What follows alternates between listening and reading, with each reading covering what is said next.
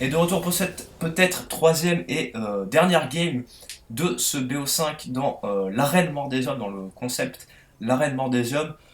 Donc là on est parti sur une volonté de stomp son adversaire complètement du côté Lady Mordum 7-7 puisqu'il sort son Fizz sur lequel il est vraiment indétrônable, hein. C'est sûrement le meilleur Fizz World.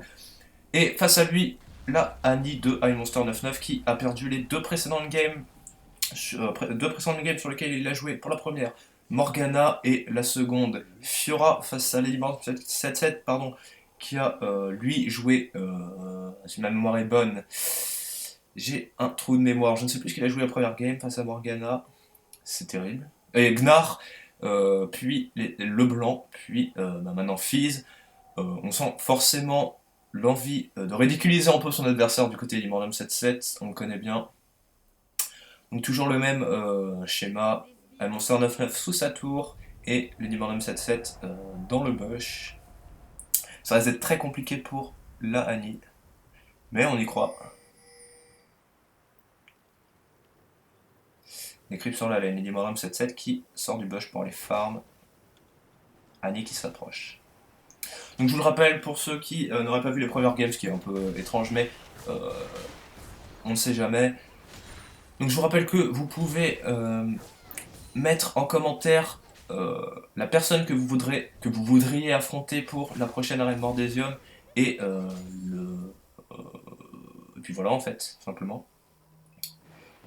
Et si vous voulez participer, donc, contre qui?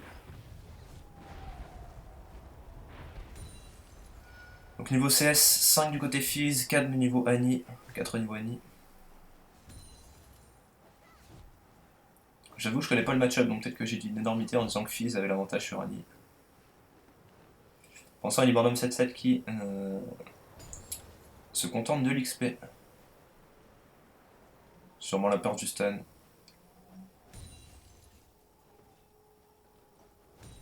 Ah, la pression qui est exercée du côté Annie. Ah, 8 creeps, 9 creeps maintenant. Niveau 4 pour Annie. Qui a un peu plus du double de CS. Oh, très bien joué l'esquive. Le stun quand même qui est positionné, le Thunderlord, les deux Thunderlords sont proc. L'ignite du côté Annie qui est posé, les deux flash out et les deux ignite de posés. La Annie qui perd énormément de vie sur cette ignite qui a été posée après une série d'auto-attaques. Donc les deux summoners qui ont disparu dans ce trade. Trade assez spectaculaire quand même, hein. C'est du beau jeu qui est proposé, l'agression, et le premier sang de la part de Lola Annie qui se rattrape et qui revient à 2-1 dans ce BO5.